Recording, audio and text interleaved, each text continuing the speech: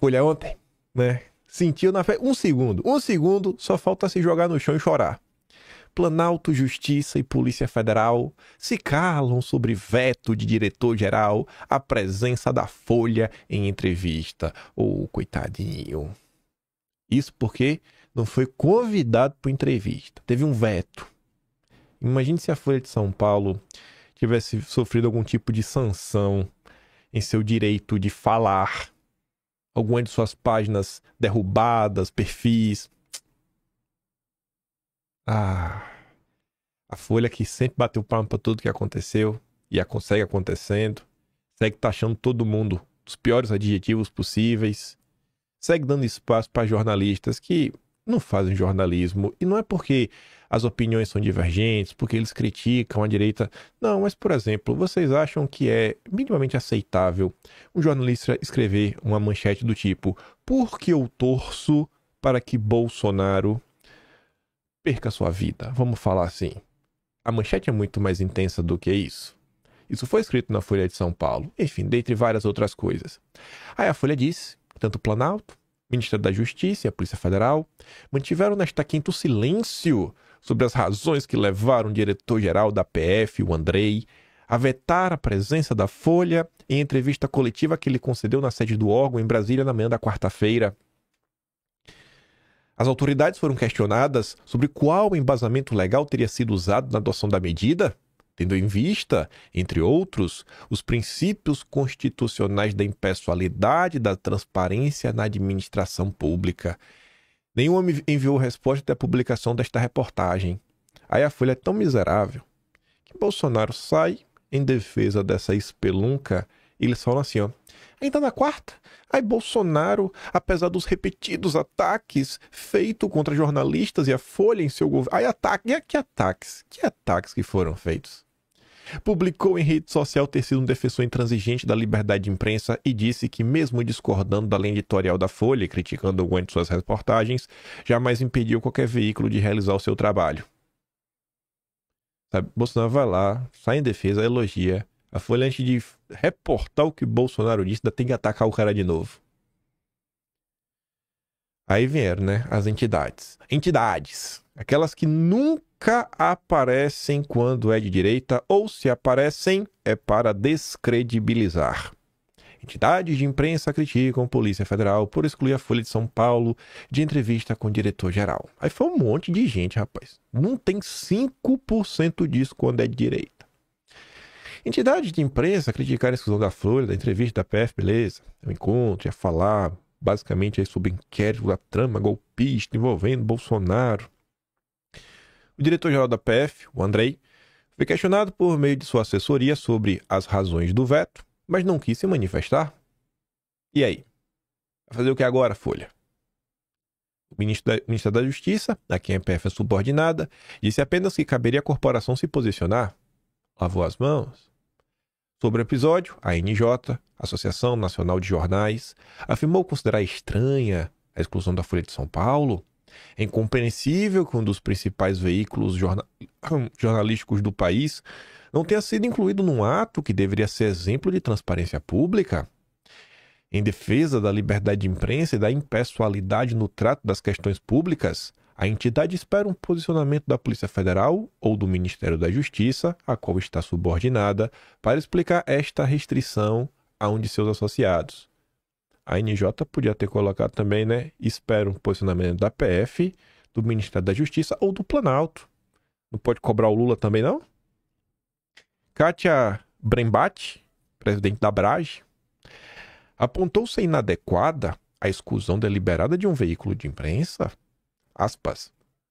Nem todos os meios foram convidados, mas a Folha figura entre os mais relevantes do país e costuma estar na lista dos chamados para esses eventos. Sendo assim, a exclusão não é aleatória. A situação fica ainda mais preocupante quando esse órgão sequer apresenta uma justificativa ao excluir o veículo de uma coletiva. Ela ressaltou a importância da imprensa ser tratada de forma isonômica. Aspas de novo.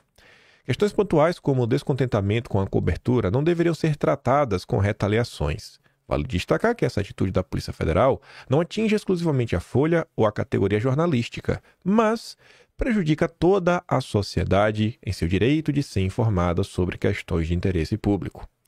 Aí vem a FENAGE. Todo mundo entrou em campo. Federação Nacional dos Jornais repudiou qualquer tipo de restrição de acesso a veículos de comunicação. A transparência e o livre acesso à informação são pilares fundamentais da democracia. E a exclusão de um veículo desse porte sem justificativa configura uma prática antidemocrática e preocupante.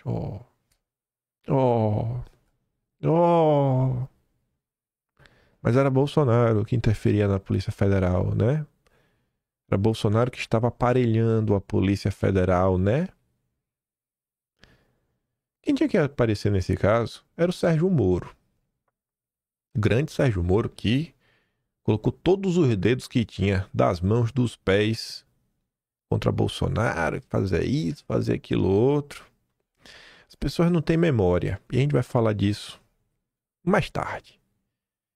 Aspas para FENAGE, né? Só para não me perder. FENAGE. Estamos acompanhando o caso e esperamos que a PF se manifeste com clareza sobre os motivos dessa exclusão, para evitar que episódios semelhantes se repitam. Aí vem a ABI, Associação Brasileira de Imprensa. Rapaz, todo mundo saiu em defesa da Folha. Disse em nota condenar o episódio. Na democracia, a relação entre autoridades e órgãos de imprensa deve ser sempre institucional, mesmo que se discorde da linha editorial ou se tenha divergências pessoais com um profissional escalado para a cobertura. Isso é inaceitável. Só faltava aí citar, né, Bolsonaro, que isso aqui é basicamente a fala de Bolsonaro. Discordo de vocês, mas defendo o direito de vocês existirem. E, por fim, o Sindicato dos Jornalistas Profissionais no Estado de São Paulo também lamentou o ocorrido. A livre circulação de informações inclui a necessidade que todas e todos os profissionais possam participar das coberturas e coletivas de imprensa sem qualquer tipo de constrangimento. Você vê que esse aqui é meio woke, né? Todas e todos. É só colocar todos os profissionais. No português, você não precisa usar ambos. E, no caso, e eu acho que essa medida está certa, porque quem defende a liberdade, defende a liberdade.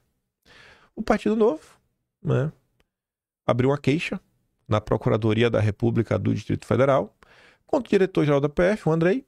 A sigla alega crime de improbidade administrativa pela suposta exclusão injustificada da Folha. No documento, o Novo afirma que a exclusão afronta o princípio da impessoalidade e pode configurar ato de improbidade administrativa e crime de prevaricação. Também fala que o veto pode ter sido motivado por uma retaliação ao veículo, uma vez que, segundo o partido, o jornal teria publicado dias antes uma reportagem que criticava o relatório da PF relacionado aos supostos planos de golpe de Estado. Bom, não só criticava, como apresentava pontos que, na visão da Folha, necessitavam de mais esclarecimentos, porque a Folha falava o seguinte: no relatório existem várias afirmações muito duras, que são categóricas, assim, sobre Bolsonaro, do tipo, ele sabia desse plano e tal. E assim, as provas, né, os indícios, às vezes são meio frágeis e difícil de você fazer uma correlação, sabe? Como é que você afirma isso com base nisso?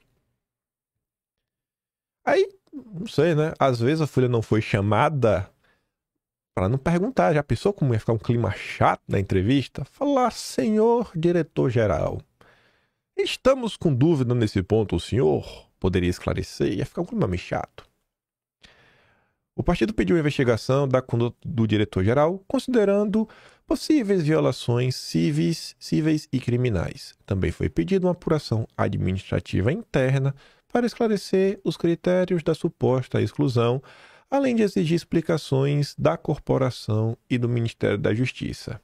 Sem querer julgar, eu achei essa explicação que vai vir agora meio sem pé na cabeça, porque a Folha está sempre publicando matérias aí em relação a questões ligadas à PF, operações, e vez ou outra tem até um furo. Eu estou falando isso porque, ao Poder 360, a assessoria da corporação declarou que a escolha dos jornais, participantes do encontro com jornalistas, foi feita pela direção-geral da PF e pelo setor de comunicação social, pensando nos jornalistas que a assessoria mais tem contato no dia a dia. Acho difícil não ter ninguém da Folha de São Paulo. E é curioso também que a Folha não conseguiu nenhum tipo de resposta, mas o Poder 360 conseguiu. Deve ser coincidência. Deve ser porque o Poder 360 faz um jornalismo melhor? Não sei. Mas tá aí. Um segundo. A Folha sentiu por um segundo o que a direita sofre todo dia. Mas sofre o dia inteiro, porque quer um cabelinho de sapo. Só não pôde participar de uma entrevista. Aí veio o Estadão, hoje de manhã, seu clássico editorial. O Supremo flerta com a censura prévia. Lembrando, né, o papel do Estadão. O papel do Estadão nisso tudo é até difícil quantificar essa frase, né? Porque o papel do Estadão nisso tudo, o Estadão tem um papel que vem desde o golpe da República de 1889 até os dias de hoje, passando por alguns outros golpes ao longo da história. Então é difícil quantificar, né? Mas sem sombra de dúvidas, é o jornal mais golpista do Brasil, mais até do que a Globo. A Globo foi criada depois, não pôde participar de todos os golpes. A pretensão do Supremo de esbulhar a competência do Congresso para legislar sobre a regulação das redes sociais é conhecida pela loquacidade de alguns ministros, que parecem ter perdido o pudor de falar em público aquilo que não deveriam ou quando muito deveriam falar apenas nos autos. Isso aqui já está normal, já tem uns 4 anos. Não era problema, porque era contra Bolsonaro. Agora tá ruim. Agora é tarde, né? De modo que não surpreende o mau começo da leitura de votos acerca da constitucionalidade do artigo 19 do Marco Civil da Internet. Ao que tudo indica, o Supremo caminha passos largos para, sem ter mandato para isso, criar regras tão draconianas para a manifestação do pensamento nas redes sociais que, na prática, reinstalará a censura prévia no Brasil. Olha só, né? Esse caso aqui, a gente comenta nos últimos dias e tudo mais, e eu fiquei pensando, gente, falei, mas e aí? Se rolar a censura mesmo, o que a gente vai fazer? Porque o que está sendo debatido, tem gente falando, é só usar VPN. Irmão, não é bem assim, viu? Às vezes a pessoa pode tomar o gancho mesmo de vez, ser desligado da internet. Não é só uma questão que VPN resolve, não. E aí? E aí? Sabe? Eu fiquei pensando assim, refletindo.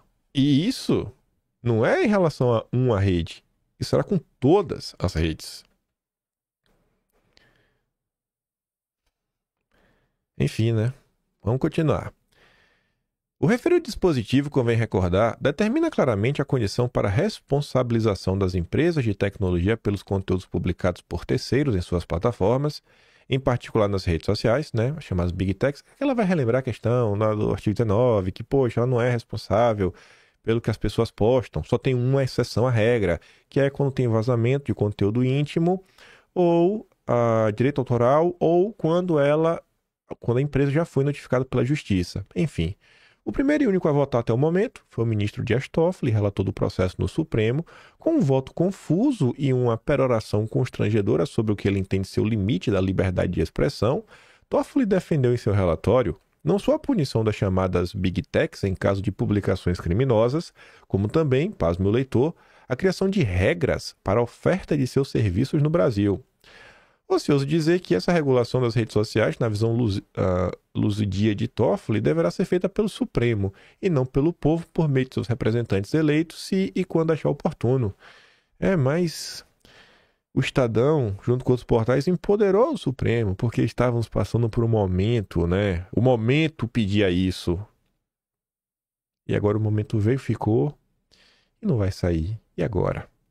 Como é que vai resolver? Como é que vai equacionar o que está acontecendo? Ai, a imprensa é demais, viu?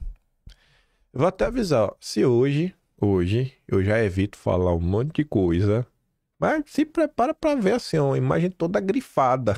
Começar a pensar em nomes, assim, dos mais diversos, para as mais diversas coisas.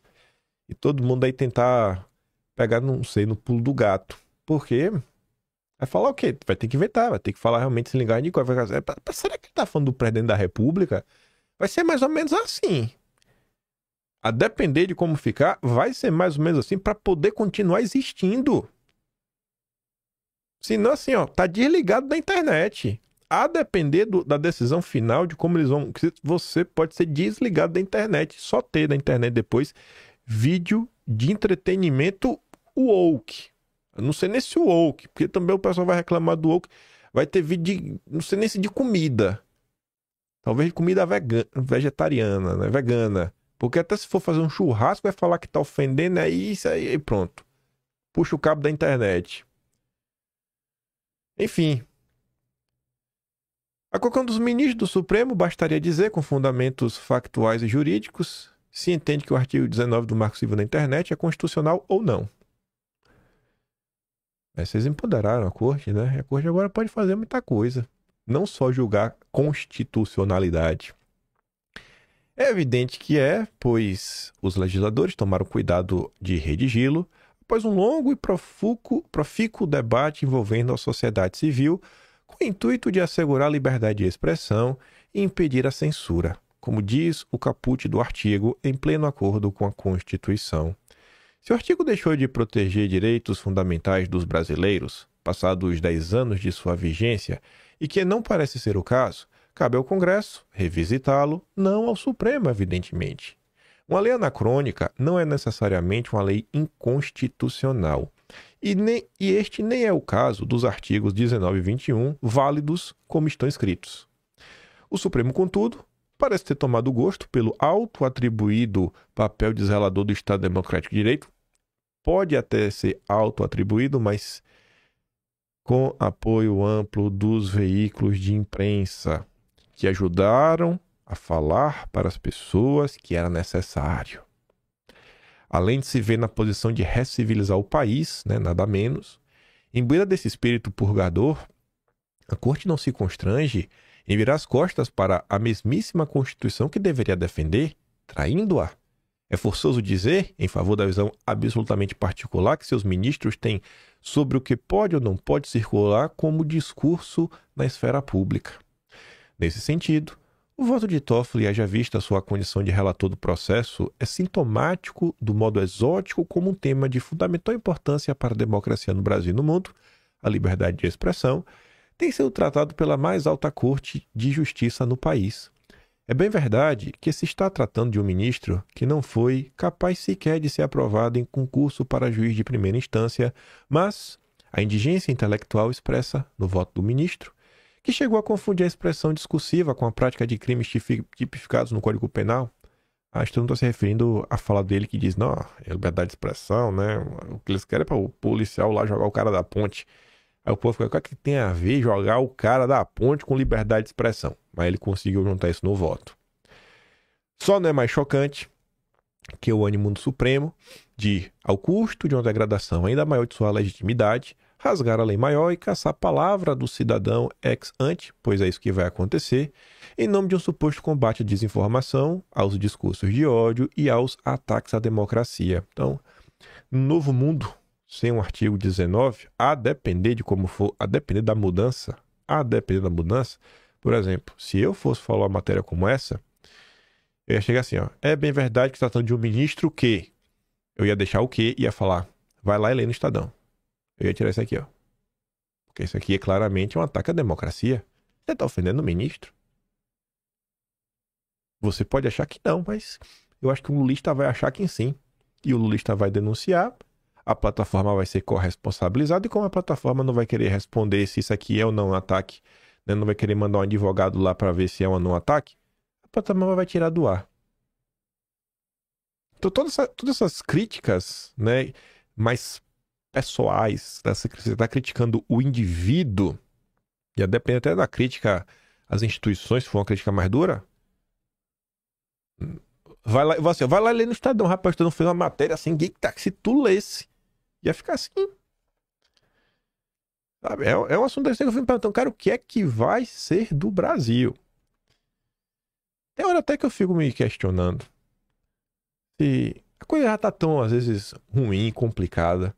Será que não é melhor, às vezes, chutar o pau da barraca e pisar no acelerador para ver se o pessoal se incomoda mais e ver se todo mundo se move junto? Por exemplo, o Tássio Lohan, jornalista do Metrópolis, publicou uma matéria ontem falando o seguinte, que o presidente do Supremo, o ministro Luiz Roberto Barroso, usou o avião da FAB para ir a casamento de Flávio Dino. Aí o jurista Enio Viterbo, ele pondera primeiro, né, o que seria a regra para utilizar os aviões da FAB, e depois ele faz 3 perguntas. Primeiro ele coloca a regra, né?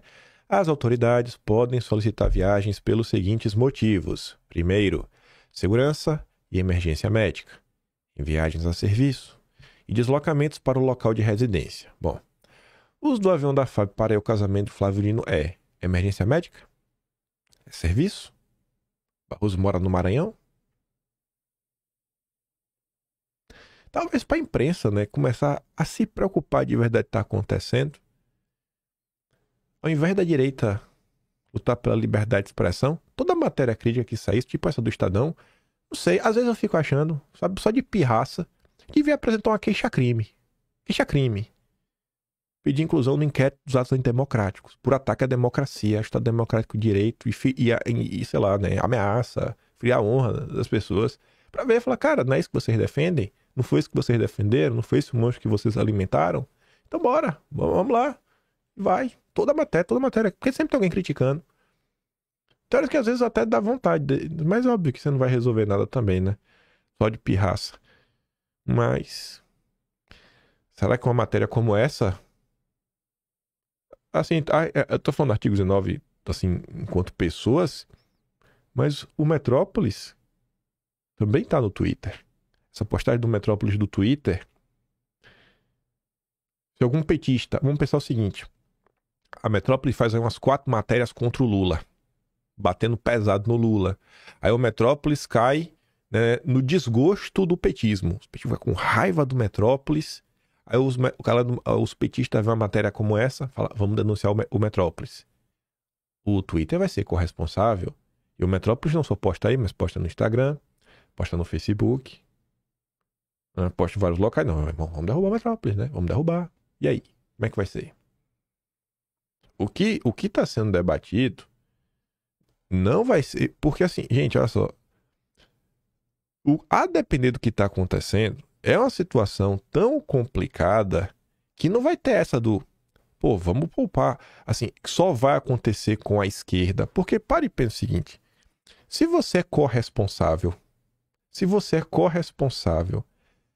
imagina essa situação cresce e te levam que seja no julgamento.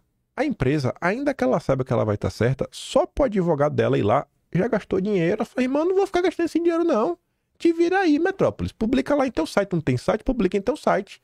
Na minha rede social, eu não quero problema. Botou strike 1, 2, 3, tá fora. Tanto que você já viu pessoas de esquerda, seja Rui Costa Pimenta, Breno Altman, Leonardo Dattus, falando, cara, isso pode ser o fim do jornalismo independente. Porque TV é TV, já tem, né, os jornais, ok. Mas quem depende da rede social por uma coisa, já era. E ele sabe, mas tá o lulista, a gente vai destruir Bolsonaro, vamos destruir os bolsonaristas. Pode acabar destruindo eles mesmos. Isso não vai ser algo que só vai ficar, mas não vai ser mesmo. Pegando aqui um gancho só porque tá falando do poder mais poderosíssimo de todos. Juízes, procuradores, defensores iniciam ofensiva no Congresso contra a PEC que limita super salários. Tanta coisa para fazer, lobby, pressão. Só quer limitar o super salário. Só não quer deixar brecha. Vai assim, irmão, tu já tem um super salário. Tu não pode ganhar mais que o teto. Só que tem a brecha. Aí o cara quer lutar para ele manter a brecha.